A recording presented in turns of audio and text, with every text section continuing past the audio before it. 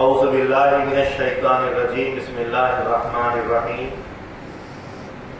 نحمدہ ونصلی علی الخاتمین الکریمین وآلہما الصالحین الطیبین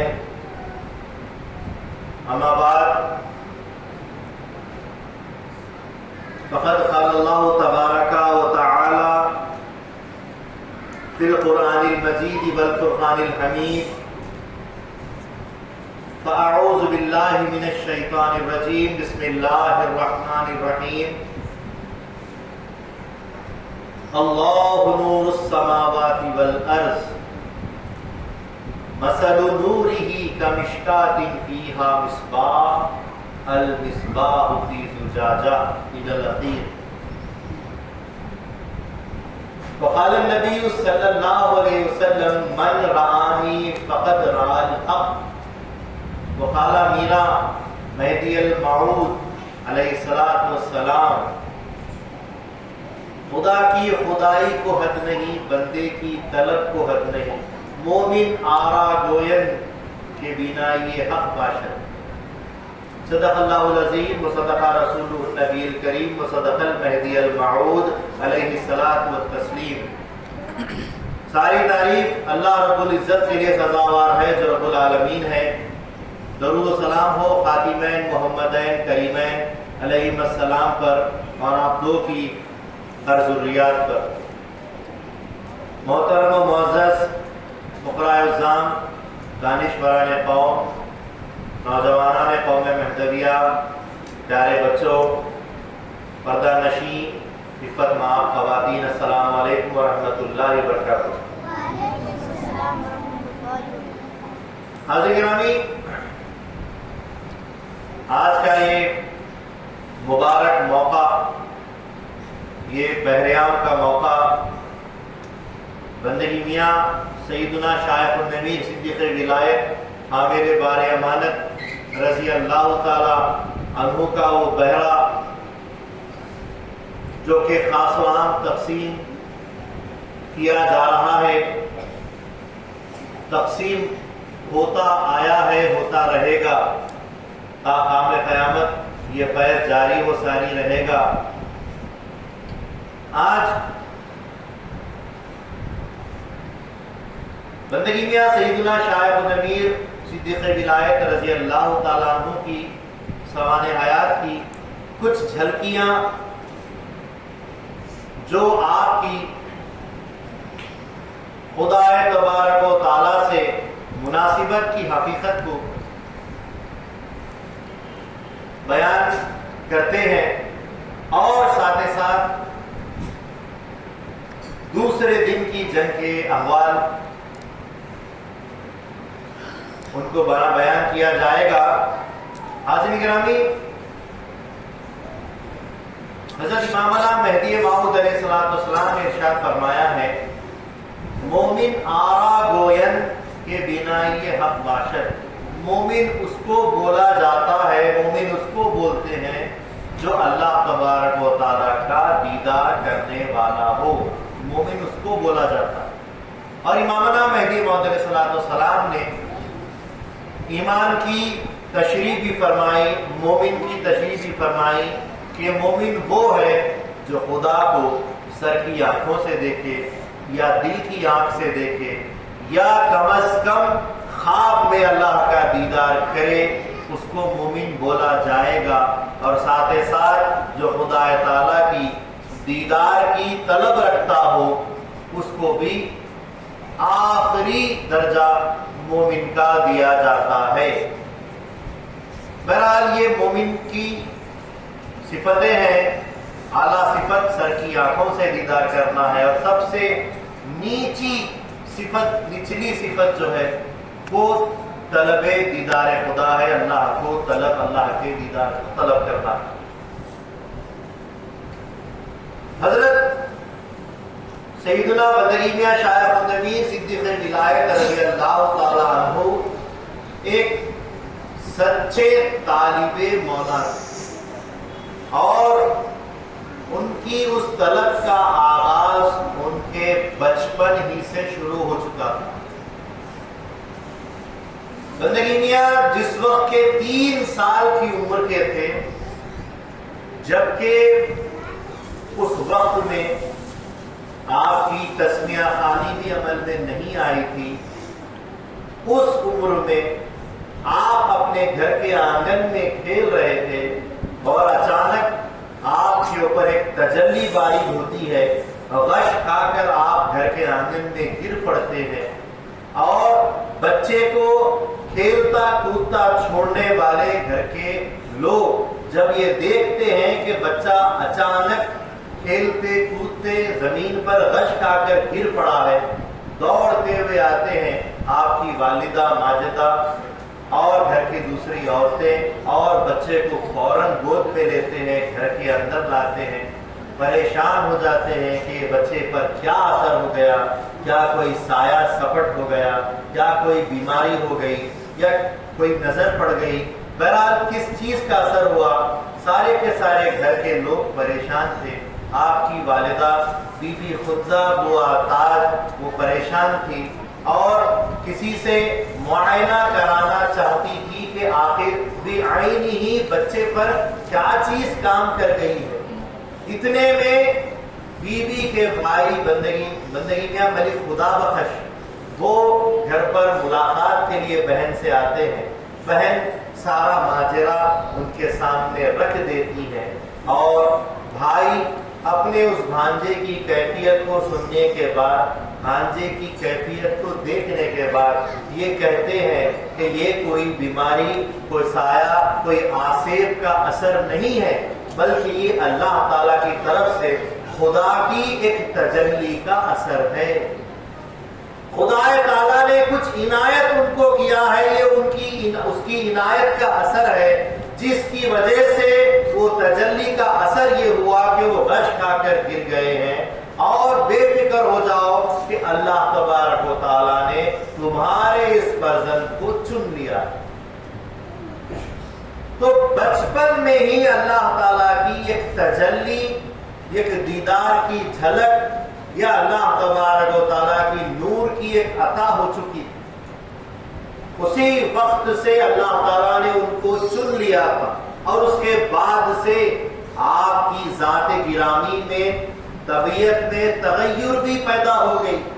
آپ اکثر اور بیشتر خاموش رہتے تھے۔ وہ جو کھیل کود کا معاملہ، بچپن کا جو کیفیت کا عالم تھا، وہ بھی برخاست ہو گیا۔ خدا طلبی بڑھنا شروع ہو گئی۔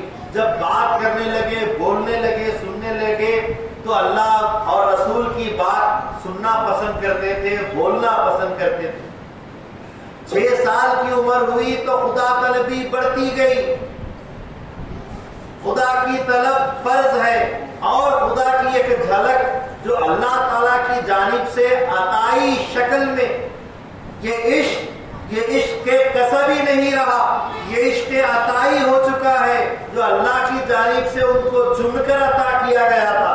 اب اس عشق میں پروان چڑھ رہے ہیں، عمر بھی بڑھ رہی ہے، عشق بھی بڑھ رہا ہے، صحبت بھی بڑھانا چاہتے ہیں، اللہ والوں کو پسند کرتے ہیں، ان لوگوں میں جا کر بیٹھتے ہیں جہاں اللہ اور اس کے رسول کی شریعت کی، اسلام کی بات کی جاتی ہے۔ 6 سال کے ہوئے لوگوں نے کہا ہم یہ خواہش رکھتے ہیں کہ آپ بڑے ہو کر بادشاہ کے یہاں کوئی یقیناً بڑا عہدہ پسند کریں گے، اپنے والد کا عہدہ آپ اختیار کریں گے۔ تو آپ اس کے جواب میں یہ ارشاد فرماتے ہیں کہ بندے نے اپنے خدا کو دیکھا ہے، بندہ نوکری چاکری بھی اپنے خدا ہی کی کرے گا، بندہ مخلوق کی نوکری نہیں کرے گا۔ اس وقت کون سی صحبت ان کے ساتھ تھی، کون سے بزرگوں کا ان کے ساتھ اٹھنا بیٹھنا رہنا تھا، لیکن یہ خدا داد صلاحیت، اس تجلی کا اثر اور خدا طلبی جو آپ کے اندر بڑھ رہی تھی، یہ اس کا عالم تھا۔ یہ چیز بڑھتی جا رہی تھی، یہ اللہ کے نور کا اثر بڑھتے جا رہا تھا۔ خدا تعالیٰ سورہ نور میں خود ارشاد فرماتا ہے، اللہ نور السماوات والارض۔ اللہ تبارک و تعالیٰ اس کے نور کی مثال زمین و آسمان کا اللہ کی مثال کیسی ہے؟ زمین و آسمان کا نور ہے اللہ تعالیٰ. اللہ زمین و آسمان کا نور ہے. مثل نورہ کمشکاۃ فیہا مصباح. اللہ زمین و آسمان کا نور ہے اور اس کی نور کی مثال ایسی ہے جیسے کہ ایک تاق میں ایک چراغ رکھا ہوا. مثل نورہ کمشکاۃ فیہا مصباح المصباح فی زجاجہ. اور وہ چراغ ایک کانچ کے حباب میں رکھا ہوا. الزجاجۃ کأنہا کوکب دری یوقد من شجرۃ مبارکۃ. وہ جو حباب ہے، وہ جو زجاجہ ہے، وہ جیسے کہ انگنت سیارے ستاروں کے مانند ہے، جس کو ہم انگریزی زبان میں جو سو اردو میں کائنات اور انگریزی میں گیلیکسیز بول سکتے ہیں. کئی ایک کائناتیں اس کے اندر جو سو لگی ہوئی ہے، جڑی ہوئی، اور وہ روشن کیا جا رہا ہے مبارک درخت کے ذریعے سے. کوکب دری یوقد من شجرۃ مبارکہ. مبارک شجر کے ذریعے سے اس کو سلگایا جا رہا ہے، روشن کیا جا رہا ہے. یوقد من شجرۃ مبارکہ، مبارک درخت سے اس کو روشن کیا جا رہا ہے. قریب تھا کہ وہ خود بخود روشن ہو جائے، لیکن اب چونکہ مبارک درخت سے اس کو روشن کیا گیا ہے تو نور علی نور، اب نور پر نور کا معاملہ ہو گیا. تو بات اب یہاں پر یہ رکھی گئی ہے کہ قریب تھا کہ وہ از خود روشن ہو جائے، اور از خود روشن ہو جانے کی قربت کا معاملہ طلب سے تعلق رکھتا ہے. وہ طلب خدا کے دیدار کی طلب، مولا کی طلب، عشق کی طلب اس قدر بڑھ رہی تھی کہ قریب تھا کہ وہ چراغ خود سے روشن ہو جائے. اور وہ چراغ خود سے روشن ہونے کے لیے ہر سال، ہر وقت، ہر لمحہ جو وہ زندگی جی رہے تھے، اس 3 سال کی عمر کے بعد سے 6 سال، 10 سال، 12 سال، 16 سال، یہ جو عمر ان کی گزری، یہ ساری کی ساری عمر طلب کے پروان میں بڑھتی جا رہی تھی. وہ از خود روشن ہونے کے معیار پر پہنچ رہے تھے. 6 سال کی کیفیت میں تو آپ نے یہ ارشاد فرمایا، اور جب وقت گزرتا گیا، جب 10 سال 11 سال کے ہوئے تو وہ اکثر گھر میں رہنا پسند نہیں کرتے. بزرگوں کے یہاں، اللہ والوں کے یہاں ان کی جو بیٹھکیں ہوتی تھی جس میں خدا کی باتیں ہوا کرتی تھی، ان جگہوں پر جا کر بیٹھ جاتے، مسجدوں میں رہ جاتے، مجذوبوں میں بیٹھ جاتے، اولیاء اللہ کی صحبت اختیار کرتے، لیکن دنیا دار صحبت سے آپ پرہیز کرتے. اور اگر گھر میں بھی ہوتے اور گھر میں کوئی دنیاوی بات ہو جاتی تو فوراً وہاں سے اٹھ کر چلے جایا کرتے. ان کے نانا ملک مبارز الملک جو تھے، نصیر الدین ملک مبارز الملک، وہ اکثر اور بیشتر آتے تو اپنے ان نواسوں کے لیے عہدے کی بات کرتے، جاگیر کی بات کرتے، منصب کی بات کرتے، بادشاہ محمود بیگڑے کے یہاں سے مسندوں کی بات کرتے. تو جیسے ہی یہ گفتگو کا آغاز شروع ہوتا، فوراً نواسے کہہ دیتے کہ دیکھیے اس قسم کی اگر گفتگو کرنا ہے تو بندہ آپ کے پاس رہنا نہیں پسند کرے گا. بہتر ہے یا تو خاموش رہیں یا پھر اللہ اور اس کے رسول کا فرمان سنا. آپ نے کبھی عہدے کو اور جاگیروں کو یا دنیا کی کسی بھی قسم کی دولت کو کبھی اپنی آنکھوں میں جچایا نہیں، پسند نہیں کیا. نانا کو بڑی نواسوں کی فکر تھی، بڑے نواسے تو مانتے نہیں تھے. یہ ایک کیا کیے کہ اپنے چھوٹے نواسے کو حضرت بندگی میاں سید عطن، ان کو اپنے ساتھ لے جا کر بادشاہ کے یہاں سے کچھ جاگیریں اور کچھ عہدے دلوا کر جب واپس لانے لگے تو بندگی میاں کا یہ معمول تھا، یہ عمل تھا کہ جب کبھی ان کے نانا پٹن کو واپس آتے بادشاہ کے پاس سے تو خود پٹن کے باہر آ کر ان کا استقبال کرتے، گھر سے باہر آ کر ان کا استقبال کر کے ان کا ہاتھ پکڑ کر اپنے گھر لاتے۔ لیکن اس باری ایسا ہوا کہ آپ استقبال کو نہیں گئے، تو نانا جب آئے تو ان کو وچار ہوا، تشویش ہوئی کہ آخر نواسے ملاقات کے لیے استقبال کے لیے کیوں نہیں آئے۔ بندگی میاں ملک برخوردار جو دوسرے ماموں تھے ان سے پوچھنے لگایا کہ آخر وہ کیوں نہیں آئے۔ کہا کہ نانا کا تو معاملہ روز مرہ کا وہی تھا، لیکن یہ جو میرا سگا بھائی تھا، جو مجھے ہر دل عزیز تھا، جس کو میں نے اپنے پیمانے میں ڈھالنے کی کوشش کی تھی، وہ جا کر دنیا داروں کا، دنیا کا ایک مسند کا، ایک منصب کا عہدہ اور اس کے دستاویز اپنے ساتھ لا رہا تھا، تو مجھے گوارا نہیں تھا کہ اپنے بھائی کی صورت بھی دیکھوں۔ اگر ملاقات کے لیے جاتا تو بھائی کی صورت دیکھنا پڑتا، جو دنیا دار ہو کر آ رہا ہے میں اس کا چہرہ دیکھنا پسند نہیں کرتا۔ اتنی زیادہ خدا طلبی ہو گئی تھی کہ اگر کوئی دنیا کی بات کر لیتا تو آپ اس سے نفرت ظاہر کرتے۔ آپ کا جب معاملہ اور بڑھنے لگا تو آپ جذبے میں پھر رہنے لگے۔ 16 سال کی جب عمر ہوئی، کھانا پینا بالکل بند، کم خوراک رکھتے، کھانے پینے کی طرف آپ جیسو مائل نہیں ہوتے، اکثر ذکر اور فکر میں رہتے اور مدہوش رہتے، جذبے میں رہتے۔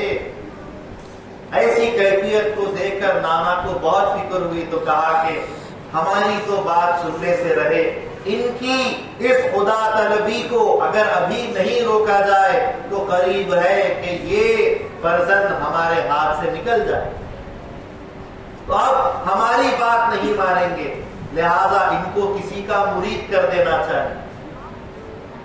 تو مرید کرنے کے لیے باڑیوال کے پٹن کے جتنے بھی لوگ تھے، وہ شیخ احمد کھٹو رحمت اللہ علیہ کے سلسلے سے جو سرخیز احمد آباد سے تعلق رکھتے ہیں ان کے مرید تھے۔ کہا کہ ان کا تو انتقال ہو گیا ہے، بہتر ہے کہ ان کے خلیفے کا یہاں لے جا کر مرید بنایا جائے۔ جب خلیفے کے پاس میاں ملک برخوردار ملک بخر کے ساتھ بھیجا گیا تو وہاں یہ معاملہ جو سو ظاہر ہوا کہ وہ جو خلیفہ ہیں مرید کا ہاتھ لیتے ہیں اور شیخ احمد کٹو علیہ رحمہ کے قبر کے اوپر، سینے کے اوپر ہاتھ رکھ کر بولتے ہیں کہ یہ تمہارے پیر اور تم ان کے مرید، میرا کام ہے کہ مرید کو اپنے حقیقی مرشد سے ملا دینا، لہذا میں ہاتھ پکڑتا ہوں اور مرشد کی خبر پہ رکھ دیتا ہوں، تم مرید وہ مرشد، تم جانو وہ جانو۔ جب یہ سامنے بندگی میاں نے یہ معاملہ، یہ منظر، یہ کام دیکھا، فوراً اس پر اعتراض فرمایا اور اس کے اوپر اعتراض کرتے ہوئے یہ بول ارشاد فرمائے کہ مرشد کو تو حاضر اور ناظر ہونا چاہیے کہ مرید کی مشکلات کا حل کر سکے،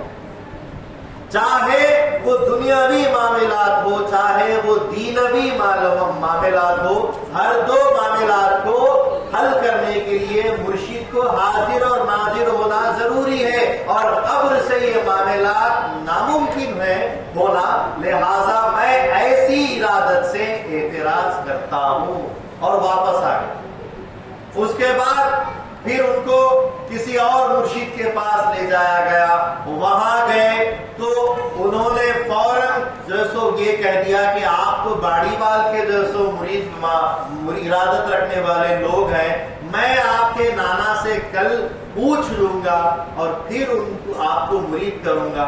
تو فوراً وہاں سے اٹھ کر بغیر اجازت نکل گئے اور تحفے تحائف جو تھے وہ تمام کے تمام جو ہے سو فرمانے لگے بہتر تھا کہ راستے کے کسی کتے کو ڈال دیتے یہ تحفے اس آدمی کو دینے سے۔ تو ماموں کہنے لگے کہ آخر آپ ایسا کیوں فرما رہے؟ کہا کہ مرشد کا معاملہ تو کیسا ہوتا ہے کہ اگر فرشتے مرید کو دوزخ کی طرف کھینچ کے لے جا رہے ہو تو मुर्शिद अल्लाह की तरफ से मदद लेकर फौरन फरिश्तों को आवाज दे कि छोड़ दो, इसे छोड़ दो, ये मेरा मुरीद। ये तो मुरीद करने के लिए दुनिया के लोगों से पूछ कर मुरीद करेंगे, तो बख्शिश किस किस से पूछ के करेंगे पता नहीं। तो ऐसा मुर्शिद, ऐसा मुरीद मुझे नहीं चाहिए। मेरा तो मामला ऐसा हरगिज नहीं हो सकता। मुर्शिद के औसाफ, अभी आपने किसी मुर्शिद से मुरीदी नहीं की है, लेकिन इसके बावजूद मुरीद कैसा होना चाहिए, मुर्शिद कैसा होना चाहिए, और उसकी तफसीलात, उसकी तारीफ बयान करने लगे। मलिक बरखुरदार ये बातें सुनकर हैरत ज़दा हो गए। आकर अपने वालिद को, मलिक नसीरुद्दीन मुबारिजुल मुल्क को जब बोले तो वो भी परेशान। उसके बाद फिर जैसो शेखुल इस्लाम शेख माह अल-मुलक़्क़ब शेखुल इस्लाम, जिसका बादशाह भी जिनका मुरीद था महमूद बेगड़ा, उनके यहाँ मुरीदी कराने के लिए भेजे। तो वो गए मुरीदी कराने के लिए, सारी चीजें जो सो मान गए, राजी हो गए। उसके बाद बोले कि बादशाह मेरा मुरीद है, मैं बादशाह से बोलकर आपको एक बड़ा ओहदा, आपके वालिद का या वालिद से भी बड़ा ओहदा, जो मियाँ सैयद मूसा थे उनसे भी बड़ा ओहदा आपको जैसे दिलवा दूंगा। ये बोलते ही आप उठ के फिर चल दिए। बोले कि मैंने ऐसी कौन सी बात कह दी कि मियाँ खुदमीर उठकर चले गए। तो मलिक बरखुरदार ने उस मुर्शिद से कहा, शेख माँ से कहा कि आपने उनकी दुखती रग पर हाथ रख दिया है। जिस दुनिया से वो दूर जाना चाहते हैं, आपने वही दुनिया की बात उनके सामने पेश कर दी, जिसकी वजह से वो दरहम बरहम होकर चले गए। लिहाजा उनका ये मामला तय नहीं पा रहा था। वो जो खुदा की तरफ आगे बढ़ रही थी, वो जो अज खुद अब रोशन होने के मुकाम पर पहुंच चुके थे, उस पर उनकी बर्दाश्त अब नहीं हो रही थी। वो रोशन होना चाहते थे, अंदर से चिंगारियां फूट रही थी। करीब है कि उस चिंगारी में आग आ जाए और वो जैसो रोशन हो जाए। लेकिन इत्तेफाकन उसी वक्त महदी मौऊद अलैहिस्सलाम पटन तशरीफ लाते हैं और पटन शरीफ के करीब आकर फरमाते हैं, बुए इश्क मियायत, यहाँ से इश्क की बू आती है। और फरमाते हैं कि नहरे वाला मादने मोमिना अस, नहरे वाला मोमिनों की खान है। अगर पूरी दुनिया या पूरा हिंदुस्तान अंगूठी है तो उसके अंदर का नगीना गुजरात है, और उस गुजरात से मुराद ये पटन है, उस पटन से मुराद बंदगी मियाँ की ज़ात बाबरकत है। सिर्फ और सिर्फ उनके इश्क को कमाल पहुंचाने के लिए हक़ ताला ने अपने आशिक की मुराद को पूरा करने के लिए अपने खलीफे को उनकी जा भेजा, उनकी जगह पर भेजा। जाओ हमारे एक हकीकी आशिक की मुराद को पूरा करो। और जो ही महदी मौऊद अलैहिस्सलाम नहरे वाला आए और यहाँ पर रुकनुद्दीन मजजूब ने कहा, लाओ कपड़े, आंखों वाला आ गया, कपड़े मंगवाए, पहने, उनकी दावत की, इंतजामात किए। उन इंतजामात को मलिक बरखुरदार ने देखा, पहुंचे, मौऊद ने फरमाया, आओ मलिक बरखुरदार, तुम्हारा आना अल्लाह की जानिब से हुआ है। तो वो आए, उनसे बात किए, बयान सुने और उसके बाद मुरीद हो गए। उसके बाद कहने लगे कि एक सच्चा आशिक यकीनन आप ही जैसी हस्ती का मुंतजिर है, अगर आप इजाजत दें तो उसे ले आओ। तो महदी मौऊद अलैहिस्सलाम ने फरमाया, अल्लाह ताला ने बंदे को उसी जात के लिए यहाँ भेजा है। फौरन गए, बंदगी मियां सैयदना शाह खुदमी रज़ी अल्लाह अन्हु को जब इस बारे में खबर दी, उठ खड़े हुए। इश्क का शौक, इश्क का जोश, वो ठाटे मारता हुआ समंदर ऐसा आगे बढ़ा कि आप फौरन महदी मौऊद अलैहिस्सलाम के यहाँ हाजिरी दिए। और इमामना महदी मौऊद अलैहिस्सलाम हुजरे में अपने बैठे हुए थे। एकाएक अल्लाह का हुक्म हुआ, ऐ सैयद मोहम्मद आओ, उठो, बाहर तशरीफ लाओ, हमारा आशिक आ रहा है, उसका इस्तकबाल करो। महदी मौऊद अलैहिस्सलाम खुद बंदगी मियां का बाहर निकल कर आगे बढ़कर इस्तकबाल करते हैं और फरमाते हैं, आओ मियां सैयद खुदमीर, आप हम दोनों एक जद्दी हकीकी भाई। ये फरमाते हुए उनको करीब लेते हैं और उसके बाद महदी मौऊद अलैहिस्सलाम से वो जो मुलाकात थी, वो जो नजर से नजर मिलना था, वो कैफियत पैदा हुई कि वो जो اندر سے جو چنگاریاں پھوٹ رہی تھی عشق کی کہ اللہ کے دیدار کے اندر میلان اور ایک سلسلہ جو دیدار اللہ کا ہو، وہ جو آگے بڑھنا چاہتا تھا وہ اس معاملے سے، اس مرحلے سے پورا ہو گیا۔ مہدی موعود علیہ السلام کی نظر کا اثر وہ کہ مہدی موعود علیہ السلام فرماتے ہیں کہ بندے کی ایک نظر 1000 سالہ مقبولہ عبادت سے بہتر ہے۔ اس نظر کا اثر یہ ہوا کہ بندگی میں سیدنا شاہ قطبی رضی اللہ تعالیٰ عنہ کو حقیقی ذات کا دیدار کا میلان فوراً حاصل ہونے لگا، دیدار خداوندی میں محو ہو گئے، جذبہ حق میں چلے گئے، اور اسی کیفیت میں مہدی موعود علیہ السلام نے جو سو ان کو لیا، اور اس کے بعد عصر کی نماز کا وقت آیا، نماز عصر پڑھی، مغرب پڑھی، عشاء پڑھی، اور ہر نمازوں کے اندر بندگی میں سیدنا شاہ قطبی کی جو ذات تھی اور ان کی ذات اللہ تعالیٰ سے جو واصل ہو گئی تھی، اس میں اللہ تبارک و تعالیٰ سے گفتگو ہو رہے ہیں، باتیں ہو رہی ہیں۔ اللہ تبارک و تعالیٰ نے فرمایا کہ اے سید قطبی، ہم نے تم پر احسان کیا کہ تمہارے اندر سے تمام کثافتوں کو نکال دیا اور لطافت کو بھر دیا اور اپنے دیدار سے تم کو مشرف کیا۔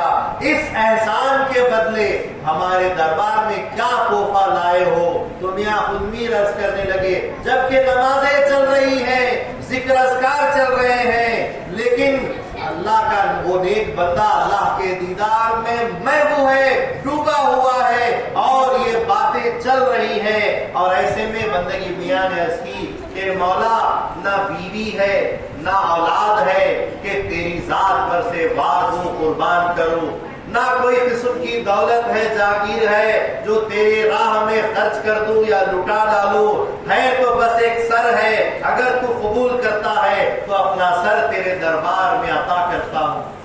تو اللہ تبارک و تعالیٰ کا حکم ہوا، فرمان ہوا، اے سید قطبی، ہم تمہارے سر کے ہی خواہش مند تھے، جو کوئی ہمارا ارادہ کرتا ہے، ہمارے دیدار کا ارادہ کرتا ہے، اس کو اپنے سر سے ہاتھ دھونا پڑتا ہے۔ اس کے بعد بندگی میاں نے اپنا سر گویا کہ اپنے اس دھڑ کے اوپر، جسم کے اوپر محسوس نہیں کیا، یہ سر قبول ہو گیا۔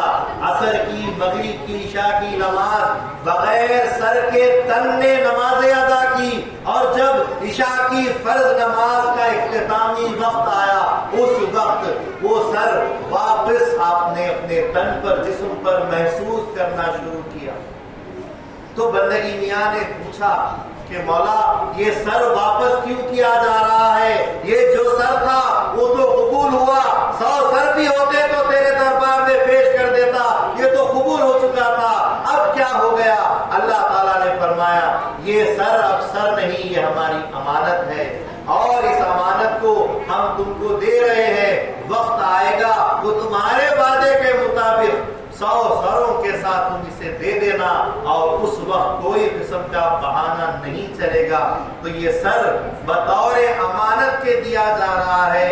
تو اس وقت سے بندگی میاں سیدنا شاہ قطبی رضی اللہ تعالیٰ عنہ حامل بار امانت ہوئے۔ وہ سر اب وہ سر نہیں تھا، وہ امانت تھی، وہ اللہ تبارک و تعالیٰ کی دیدار کی جو سو امانت تھی، وہ اللہ تعالیٰ کے عرفان کی جو سو امانت تھی، وہ ولایت مصطفیٰ اور اس کی مراد جو ہے اس کی امانت تھی۔ بہرحال اس امانت کو بندگی میاں سیدنا شاہ قطبی رضی اللہ تعالیٰ عنہ کے سر پر رکھ دیا گیا، اور پھر مہدی موعود علیہ السلام نے نمازوں کے بعد جب سلام پھیرنے کے لیے کھڑے ہوئے، اس وقت جو سو بندگی میاں کی طرف نظر کی اور فرمایا کہ میاں سید قطبی، بھائی سید قطبی، جو کچھ کے آپ کے اوپر معاملات اللہ کی جانب سے پیش ہوئے ہیں وہ سارے بیان فرمائیے۔ تو کہا کہ خندکار کو ہر چیز کی خبر ہے، آقا کو ہر چیز کی خبر ہے۔ تو مہدی موعود علیہ السلام نے فرمایا ٹھیک ہے، لیکن بندہ یہ چاہتا ہے کہ دیگر بھائیوں کو بھی پتا چلے کہ کیا اللہ تعالیٰ کی طرف سے عطایات آپ کے اوپر ہوئے ہیں۔ تو اسی وقت بندگی میاں سیدنا شاہ قطبی رضی اللہ تعالیٰ عنہ نے فرمایا پھوٹ پڑے بندے کی آنکھ جس نے درمیان میں مہدی کو دیکھا ہو، بندے نے اپنے خدا کو دیکھا ہے۔ تو مہدی موعود علیہ السلام نے ارشاد فرمایا خدا را خدا بینت، جو خدا ہو سو خدا کو دیکھے۔ یہاں پر فرمان رسول صلی اللہ علیہ وسلم کی ضرورت ہے، اس حدیث پاک کی ضرورت ہے جو حضور صلی اللہ علیہ وسلم نے فرمایا کس کی ذات کے ملنے سے بندگی میاں کو دیدار ہوا، مہدی موعود علیہ السلام کی ذات، وہ مہدی موعود علیہ السلام جو اپنے تعلق سے موعود علیہ السلام فرماتے ہیں کہ چوتھے آسمان پہ بندے کا نام سید مبارک ہے، اور وہ سید مبارک درخت وہی ہے جس کے ذریعے سے بندگی میاں سیدنا شاہ قطبی رضی اللہ تعالی عنہ کی ذات کو روشن کیا گیا ہے، ان کے چراغ کو چراغاں کیا گیا ہے، وہ دین کے چراغ ہے، چراغ دین بنے ہیں۔ تو وہ کس کی ذات سے ہوا؟ مہدی موعود علیہ السلام کی ذات سے ہوا۔ اسی طرح دور نبوت میں رسول خدا صلی اللہ علیہ وسلم نے ارشاد فرمایا من رانی فقد رأى الحق، جس نے مجھے دیکھا اس نے خدا کو دیکھا۔ یہاں پر محمد ابن عبداللہ کو دیکھنے کی بات نہیں ہو رہی ہے، محمد رسول اللہ کو دیکھنے کی بات ہو رہی ہے، جس نے اللہ کے رسول، اللہ کے پیغمبر، اللہ کے اس نائب کی حقیقت کو دیکھا، اس نے خدا کو دیکھا ہے۔ اور جس نے محمد ابن عبداللہ کو دیکھا یا پھر حضرت ابو طالب کے بھتیجے کو دیکھا، عبد المطلب کے پوتے کو دیکھا، اس کو خدا نظر نہیں آیا۔ جس نے محمد رسول اللہ کو، ان کی حقیقت کو دیکھا، ان کو خدا نظر آیا۔ یہاں پر بھی مہدی موعود علیہ السلام کو دیکھنا جو ولایت مصطفیٰ صلی اللہ علیہ وسلم کے ثانی ہے، ہمسر رسول اللہ جن کی ذات ہے، ان کو دیکھنا بھی خدا کو دیکھنا ہے۔ اور جو خود سے چراغاں ہونے کے لیے، روشن ہونے کے لیے کسی چراغ کی چھوٹی سی جو ہے سو لو کو ڈھونڈ رہا ہو، اس کو چھوٹی سی تیلی مل جانا، اس کو فوراً روشن کر دینا ہو گیا۔ مہدی موعود علیہ السلام نے ارشاد فرمایا کہ بندگی میاں سیدنا شاہ قطبی رضی اللہ تعالیٰ عنہ چراغ، بتی، تیل، ساری چیزیں جمع کر کر لے آئے تھے۔ یہ جو آیت بندے نے اپنے بیان کے ابتدا میں پڑھی جو سورہ نور کی آیت ہے اللہ نور السماوات والارض، اس آیت کو، ان آیات کو مہدی موعود علیہ السلام نے پڑھا، پیش کیا اور فرمایا ان آیات میں جو مشکات ہے، جو مشکات ہے وہ مشکات کچھ اور نہیں، وہ بندگی میاں کا سینہ ہے، اور جو چراغ ہے، جو مصباح ہے، وہ اللہ تعالیٰ کا دیدار ہے، اور جو زجاجہ ہے وہ زجاجہ کچھ اور نہیں، بندگی میاں کا دل ہے جس نے جو سو سنبھالے رکھا ہے اللہ کے دیدار کے جو سو تجلیات کو۔ اور جو مبارک درخت ہے وہ بندے کی ذات ہے، اور بندے کے ذریعے سے میاں سید خود میر کو اللہ تعالیٰ کی وہ کشش اور ان تجلیات، ان انوار کو روشن کیا گیا ہے۔ قریب تھا کہ یہ چراغ خود سے روشن ہو جاتا، اب نور علی نور، نور پر نور چڑھ گیا، اب نور پر نور چڑھ گیا ہے، دیدار خداوندی مسلسل عطا ہو رہا ہے۔ اور اس دیدار میں بندگی میاں نے خود عرض کر دی مہدی موعود علیہ السلام کے سامنے، صحابہ مہدی کے سامنے پھوٹ پڑے بندے کی آنکھ جس نے درمیان میں مہدی کو دیکھا ہو، بندے نے اپنے خدا کو دیکھا ہے، خدا ہو سو خدا کو دیکھو۔ جو خدا ہے وہی خدا کو دیکھ سکتا ہے، یعنی کہ جو خدا میں ضب ہو جائے، فنا ہو جائے، خدا کے ساتھ بقا کی منزلوں میں چلا جائے، وہی خدا کو دیکھ سکتا ہے۔ یہ مہدی موعود علیہ السلام نے فرمایا۔ اس کے بعد سے اب دیدار خدا بندی کا جو مرحلہ تھا وہ مرحلہ تو مہدی موعود کی ذات سے پورا ہو گیا، اور وہاں سے آگے ہجرت میں ہر وقت، ہر حالت میں، فاقوں میں، حضر میں، سفر میں، ہجرت میں مہدی موعود علیہ السلام کے ساتھ رہ رہے ہیں۔ لیکن جب ناگور میں مہدویوں کی 4 صفتیں جب مہدی موعود علیہ السلام نے پیش کی، ہجرت کرنا، گھروں سے نکالا جانا، اور راہ خدا میں اذیت سہنا، قتل کرنا اور قتل ہو جانا، یہ 4 صفتیں مہدویوں کی ہے، 3 صفتیں ہو گئی ہے، آخری صفت بندگی میاں کی ذات سے ادا ہوگی۔ جب یہ بات فرمائی اور فرمایا کہ مہدی موعود علیہ السلام کی مہدیت کی دلیل اور حجت بندگی میاں کی شہادت پہ ہے، تو اب یہ جو معاملات ہے مہدی موعود علیہ السلام سے ملاقات کے بعد دیدار کی منزلیں تو آپ کے لیے آسان ہو گئی، لیکن چند ایک وعدے اور دلائل آپ کے کانوں پر حجت بن کر بیٹھ گئے۔ پہلا وعدہ خدا تعالیٰ نے خود کیا، یہ جو سر ہے امانت ہے، جب وقت آئے گا 100 سروں کے ساتھ دینا پڑے گا، تو اب اس وعدے کو نبھانے کے لیے آگے کی زندگی جی رہے ہیں۔ مہدی موعود علیہ السلام نے فرمایا کہ بندے کی مہدی کی مہدیت کی آخری حجت اور یہ دلیل ہے، اتمام حجت یہ ہے کہ بندے کے وصال کے 20 سال بعد میاں سید خود میر کی ذات پر ایک بڑا لشکر حملہ کرے گا، اور پہلے دن کی جنگ ہوگی اور اس میں فتح ہوگی، اور اگلے دن کی جنگ ہوگی اس میں شہادت ہوگی۔ جسم کے 3 حصے ہوں گے، زمین کے 3 حصوں میں دفن ہوں گے، اور یہ جب ہوگا تو سمجھنا کہ مہدی کی دلیل اور حجت مکمل ہوئی ہے، اتمام حجت ہوئی ہے، اسی بنا پر بندے کو سچا مہدی سمجھنا۔ اب میں یہاں پر دیدار کی منزلیں نہیں ہے، بندگی میاں جو جوش و خروش کے ساتھ اپنی زندگی اللہ کے حوالے کر کے جی رہے ہیں، دیدار میں مست ہے۔ صحابہ مہدی نے فقراء مہدی نے پوچھا جبکہ جنگ کے احوال برپا ہو چکے ہیں کہ خندکار میاں جی آخر کیا بات ہے، خدا کا دیدار تو صبح شام ہو رہا ہے، پھر بھی آپ کی جو کیفیت میں جو تذبذب ہے، ایک بے چینی، ایک اضطراب ہے، آخر کیوں؟ کہا کہ خدا کے دیدار کا معاملہ تو ہے، لیکن اب چند ایک وعدے ہیں پورے کرنا ہے، اور اس میں سب سے بڑا کام یہ ہے کہ جب تک کہ یہ سر اپنے تن سے جدا نہیں ہوگا، بندے کا خون جب تک کہ زمین پہ نہیں گرے گا، مہدی کا نام چپے میں نہیں ہوگا۔ یہ ہونا ہے، اور اس وعدے کو پورا کرنے کے لیے یہ بے چینی ہو رہی ہے، یہ کیفیت گزر رہی ہے۔ دیدار تو مسلسل مل رہا ہے، لیکن اس دیدار کے جو منازل جو طے کیے ہیں، جو ذرائع طے کیے ہیں، ان ذرائع کے حقوق بھی ادا کرنا ہے۔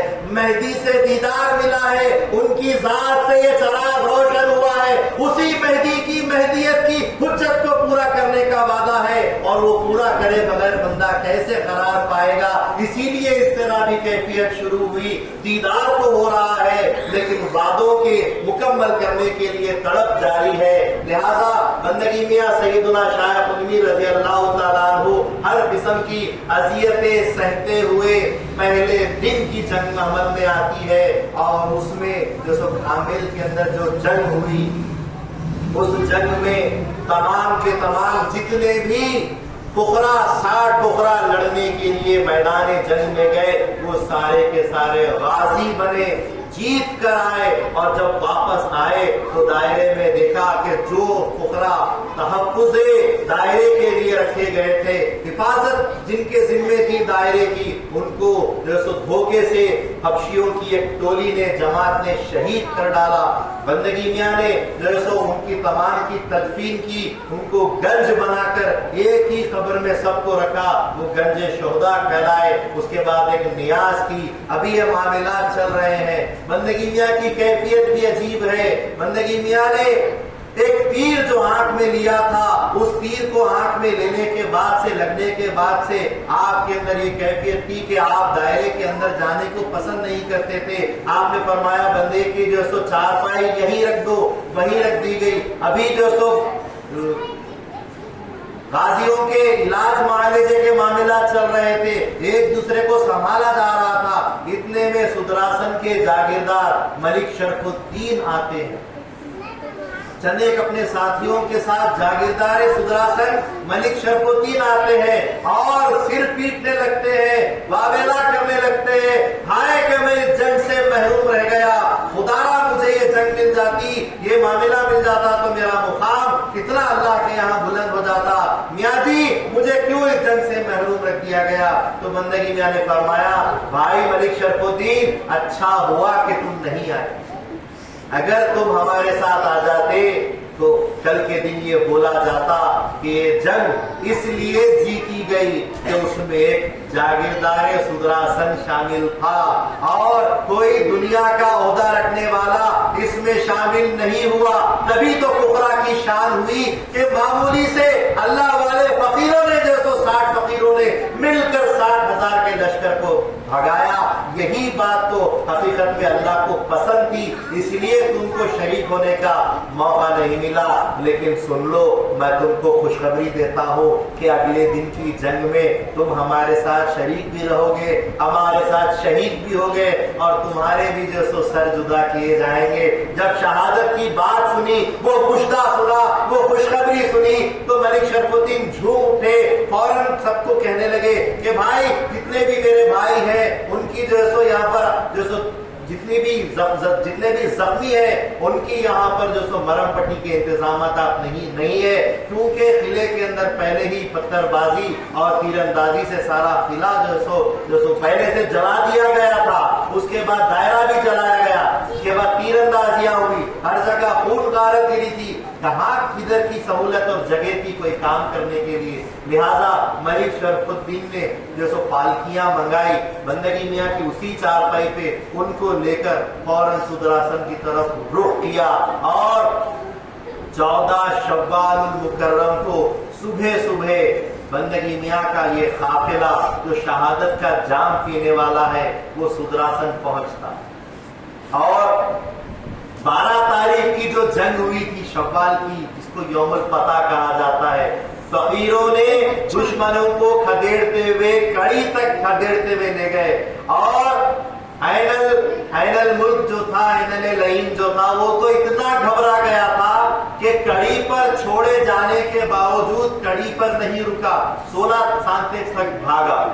اس نے اپنے سپاہیوں کو لے کر وہاں بھی قرار نہیں کیا، ڈر سے، فقیروں کے ڈر سے کہ فقیر یہاں تک آئے ہیں تو اور بھی آگے بڑھ کر ماریں گے، تو ڈر سے 16 سانتے تک چلے گئے۔ وہاں جانے کے بعد جب اس نے شام کی تو بادشاہ کے پاس سے چند قاصد آئے اور سارے کے سارے احوال سننے کے بعد بادشاہ نے یہ بات بتائی، کہلوائی کہ تم نے جو یہ شکست حاصل کی ہے اس کی وجہ سے بادشاہ اتنا غضبناک ہے کہ تمہارے واپس زندہ آنے کے آثار نہیں لگتے۔ اگر تم زندہ آ بھی جاؤ گے تو تمہارے ساتھ تمہارے اہل و عیال سب کو ختم کر دیا جائے گا، قتل کر دیا جائے گا۔ لہذا دیکھ لو، اگر تم یہ سوچتے ہو کہ پیچھے زندگی ہے تو نہیں، پیچھے بھی موت ہے، آگے بھی موت ہے، اب تم کو طے کرنا ہے کہ کیا کیا جائے۔ لہذا عین الملک پریشان ہو گیا کہ پیچھے جانے کا بھی راستہ بند ہو چکا ہے، اب جانا ہے تو آگے ہی جانا ہے۔ تو غیبی طور پر شیطان ابلیس بھی اس کے پاس حاضر ہوا اور اس نے کہا کہ دیکھو، سوچو سمجھو کہ بندگی میاں کی زبان کیا کہتی تھی کہ پہلے دن کی جنگ ہوگی اور پہلے دن کی جنگ میں ان کی جیت ہوگی، انہی کی زبانی یہ بھی تو سوچو سنو کہ انہوں نے ہی کہا کہ پھر اگلے دن بھی جنگ ہوگی، اگلے وقت بھی جنگ ہوگی اور اس جنگ میں ان کی شہادت ہوگی۔ کم سے کم اب ان کی زبان پر تمہاری قوت ہمت تو گئی، لیکن ان کی زبان پہ ہی کم سے کم اپنے آپ کو اکٹھا کرو کہ اب ان کی شہادت کا وقت ہے، اب ان کے لیے ہار ہے۔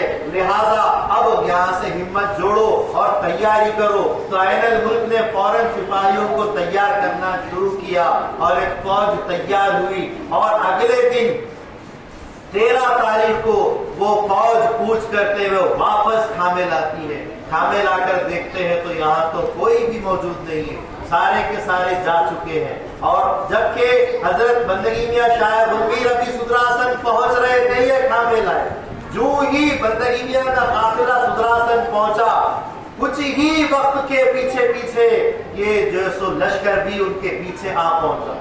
غالباً بندگی میاں شاہ غمگیر رضی اللہ تعالیٰ عنہ فجر صبح صادق کے وقت پہنچے تو وہ قافلہ 2-1 گھنٹے کے فاصلے سے آج کے وقت کے 8 بجے کے آس پاس پہنچ گیا۔ اور فوراً ندی کے اس پار جو سو لشکر جنگی صورت میں پورے کے پورے سپاہی تیار ہو گئے جنگ کرنے کے. بندگی میاں سیدنا شاہ قطبی رضی اللہ تعالیٰ عنہ جو کہ سدراسن آ کر اپنی چارپائی دائرے سے باہر ہی رکھوائی, کہا کہ بندے کو اندر جانا جو سو گوارا نہیں, اللہ کی جانب سے جنگ آج کی آج طے ہے, وقت آنے والا ہے, بندہ منتظر ہے, انتظار کر رہا. لہذا کچھ ہی وقت میں جب جیسے ہی لشکر آیا, لوگوں نے آ کے خبر دی بندگی میاں کو کہ لشکر آ گیا ہے.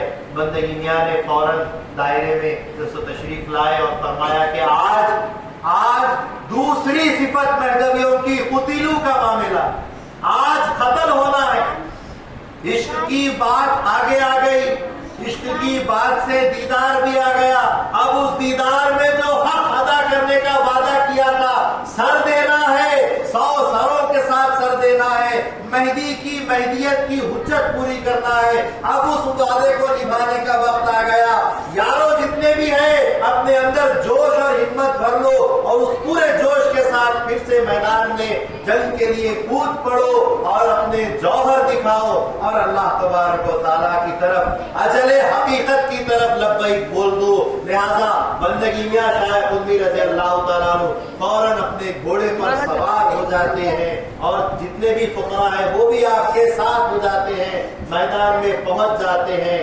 اور بندگی میاں ملک الہداد بھی ساتھ آنا چاہتے تھے, تو بندگی میاں نے فرمایا کہ میاں بھائی دادو 18 زخم آپ کے اوپر آئے ہیں, کھڑے ہونے کی بھی برابر طاقت نہیں رکھتے, جنگ میں کیسے شریک ہوں گے؟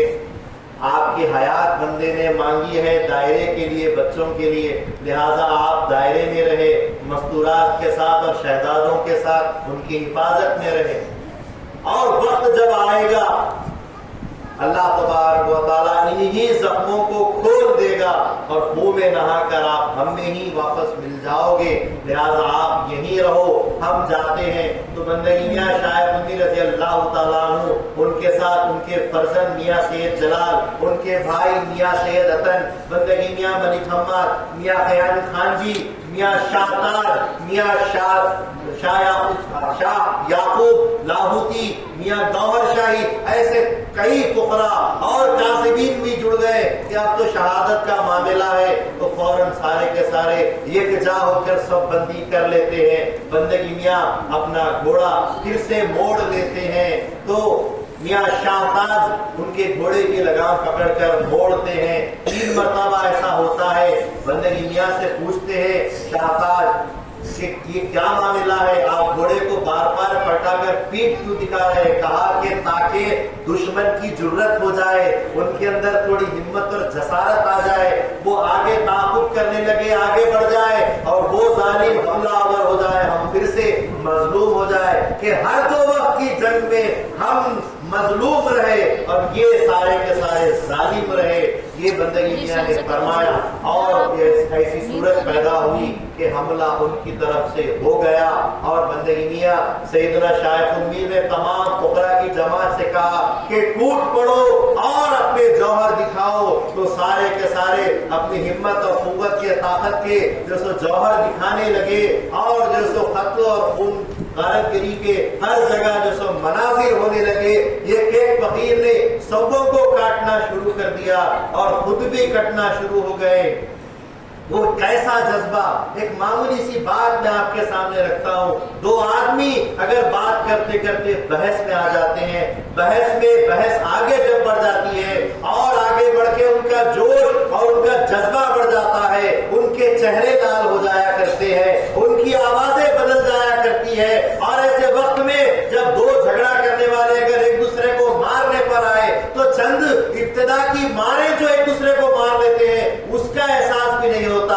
تو یاد جو غور کرنے والی بات یہ ہے کہ عشق خدا میں اور اللہ کے حقیقی وصل کے لیے جو محنت کرتے ہوئے یہاں تک پہنچے ہیں اور جو اپنے آپ کو ختم کرنے کے ارادے سے ہی آگے بڑھ رہے ہیں, ان کے جذبے کا عالم کیا ہوگا, ان کے مار اور ان کے جیسے زخموں کا عالم کیا ہوگا. یہ وہی ہوگا جو رسول خدا صلی اللہ علیہ وسلم نے فرمایا فرمایا کہ شہید کو ہزاروں زخم بھی دیے جائے لیکن اس کو اتنی ہی تکلیف ہوتی ہے جتنا کہ کسی کو چونٹی کاٹنے کی تکلیف ہوتی ہے.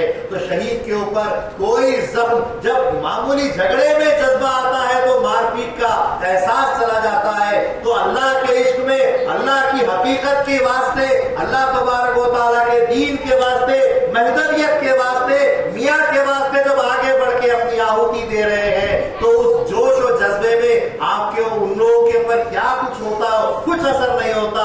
آگے بڑھتے جاتے، ایک ایک مار خدا کی دیدار کی ایک ایک تجلی کا اثر دیتی جاتی، ایک ایک مار پہ ایک ایک خدا کے درجہ، کیونکہ اللہ تبارک و تعالیٰ ہر وقت اپنے بندوں پر دیدار کی نئی تجلی دیتا رہتا ہے.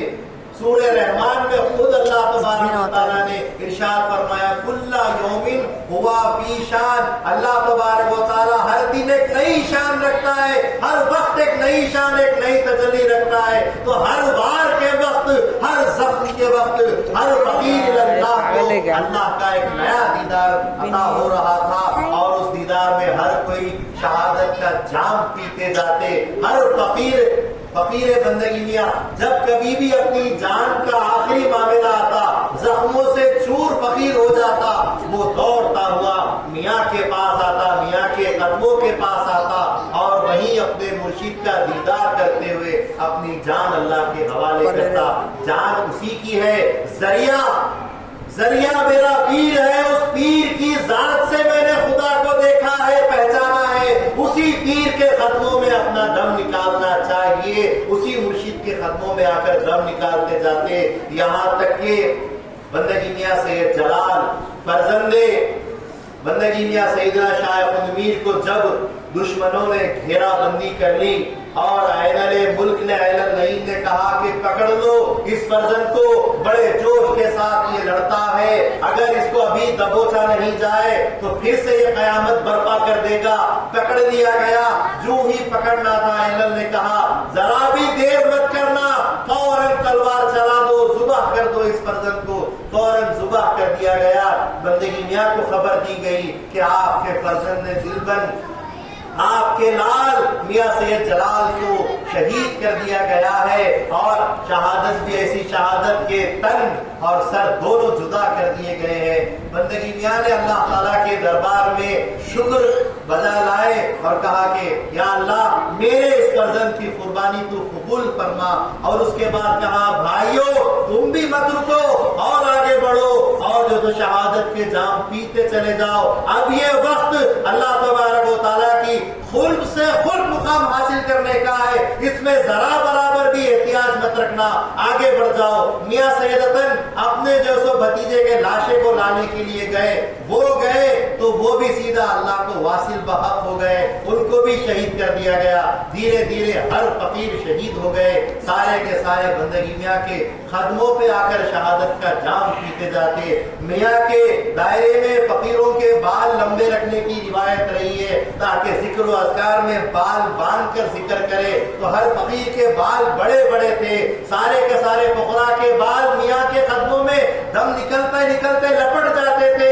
میاں کے قدموں میں ساروں کے سروں کے بال پھنس گئے تھے. اس عالم میں سب کے دم نکلے. اور ایسے وقت میں جب سارے فقیر اللہ کو پیارے ہو گئے تو بندگی میاں نے اپنے گھوڑے کو آگے بڑھائے اور اس کے بعد کئی ایک بار کیے، کئیوں کو جہنم رسید کیا. کئی تیر، کئی نیزے، کئی بھالے، کئی تلوار کے زخم آپ نے پھر کھائے. اور وقت ہوتے ہوتے دھیرے دھیرے اللہ تبارک و تعالیٰ کی طرف سے وقت آیا تو بالکل چاشت سے کچھ زیادہ وقت ہوا تھا. مثال کے طور پر اگر 8 بجے لشکر آ کر جنگ شروع ہوئی تھی تو 3 گھنٹے کے اندر 11 بجنے تک تمام کے تمام جو سو شہید ہو جاتے ہیں. بندگی میاں سیدنا سید الشہداء کے ساتھ سارے کے سارے شہید ہو جاتے ہیں. اور اللہ تبارک و تعالیٰ نے میاں سے جو وعدہ کیا تھا، وہ جو سر قبول کرنے کی بات آئی تھی، بندگی میاں نے اپنا سر 100 سروں کے ساتھ اللہ کے حوالے کیا. یہ بندگی میاں سیدنا شاہ قطب رضی اللہ تعالی عنہ کا کام کرنا، یہ اتمام حجت مہدی موعود علیہ السلام کی مہدیت کی دلیل کو دینا ہوا۔ اس کے بعد سب نے چاہا کہ سروں کو جمع کیا جائے اور بادشاہ کے پاس جا کر انعام حاصل کیا جائے، تو عین الملک اور اس کے سپاہیوں نے سر جمع کرنے شروع کیے، لیکن بندگی میاں شاہ قمی رضی اللہ عنہ کا سر مبارک اتنا بھاری تھا، کیوں نہ بھاری ہو، جس پر امانت کا وزن رکھا ہوا ہے، امانت کا بار رکھا ہوا ہے، وہ کسی دشمن کے ہاتھوں سے اٹھنے والا کہاں تھا، وہ کسی سے نہ اٹھ سکا۔ لہذا ملک العادات خلیفہ گروہ کو دائرے سے بلایا گیا، وہ زخموں سے چور آئے اور جیسو اس سر کو اٹھانے کی بات کی تو بندگی میاں کے اس سر کے اطراف اپنی ذات کو صدقہ کیا اور اس کے بعد اس سر مبارک کے ہونٹوں کو، ان کے چہرے مبارک کو، بندگی میاں کے چہرے کے ہونٹوں کو چوما، بوسا دیا۔ اس کے بعد بآسانی وہ سر اٹھ گیا اور پھر آپ نے ٹوکرے میں رکھ دیا۔ پھر وہاں سے سدراسن سے یہ ساری کی ساری فوج چاپانیر کو جانے کے لیے نکلی اور راستے میں پٹن میں رک گئے۔ پٹن میں جب قیام کیا تو عصر کا نماز کا وقت آ چکا تھا۔ یہاں پر ملک العادات خلیفہ گروہ نے شہداء کی تدفین کی، جسموں کو دفن کیا اور سروں کو لے جانے والے لے گئے، اور یہاں پر سارے جو سو ماتم کدا معاملہ چل رہا تھا۔ سروں کو لے کر جب عصر کی نماز کے وقت پٹن میں پہنچے، عصر کی نماز کا وقت آیا تو سر جو رکھے ہوئے تھے ٹوکرے میں، سپاہی جو بیٹھے ہوئے تھے کچھ دیر قرار کرنے کے لیے، آرام کرنے کے لیے، یکایک ٹوکرا ہلنے لگا، حرکت کرنے لگا، سر باہر لڑک کر باہر آ گئے۔ ایک سر نے اذان دی، ایک سر نے اقامت دی، بندگی میاں کے سر نے امامت کی، اور یہ منظر سارے سپاہی دیکھ رہے ہیں، اینل دیکھ رہا ہے، سب دیکھ رہے ہیں، اور ایسے وقت میں سب کہنے لگے کہ یہ اگر حرکت، یہ اگر منظر بادشاہ کے دربار میں ہو جائے تو یہ سر تو نہیں رہے، ہمارے تنوں پر ہمارے سر بھی نہیں رہیں گے، لہذا کچھ کرنا چاہیے۔ عصر کی نماز ہو گئی، جب مغرب کا وقت آیا پھر اذان دی گئی، پھر امامت کی گئی، قرات بھی پڑھی گئی، انا اعطینا کل کوثر کا سورہ بھی پڑھا گیا، وہ کوثر جس کے تعلق سے مہدی موعود علیہ السلام فرماتے ہیں، اے سید محمد جون پوری، ہم نے تم کو کوثر عطا کیا ہے، نماز پڑھو، قربانی دو، اور جو ان کا دشمن ہے وہی اپنے آپ ختم ہو جائے گا۔ وہ بندگی میاں کی ذات کوثر کی ذات ہے، وہ بندگی میاں کی ذات سراج منیر کی ذات ہے، وہ بندگی میاں کی ذات ولایت کے علی حیدر کی ذات ہے، وہ بندگی میاں۔ وہ سر نے جب نماز پڑھی تو وہ سارے کے سارے حیرت زدہ پریشان ہو گئے۔ عشاء کی وقت بھی آئی، نماز بھی ہوئی، اور اس کے بعد پھر تسبیح بھی دی گئی، اور پریشان ہو گئے۔ فوراً یہ کام کرنا ضروری ہے کہ ان کے سروں میں سے ان کی ہڈیوں کو سب کو نکال کر، گوشت ہڈیوں کو نکال کر یہیں دفن کر دیا جائے، اور گوشت جو جلد مبارک ہے اس میں گھاس پھوس بھر کر وہ سر بنا کر بادشاہ کے پاس لے جانا، یہ بہتر ہے۔ ورنہ یہ اگر کام وہاں ہو جائے گا تو وہ سارے کے سارے دربار میں ہم کو قتل کر دیں گے، اور یہ ہم سے برداشت نہیں ہوگا۔ لہذا وہ تمام سروں کو وہیں دفن کر دیا گیا۔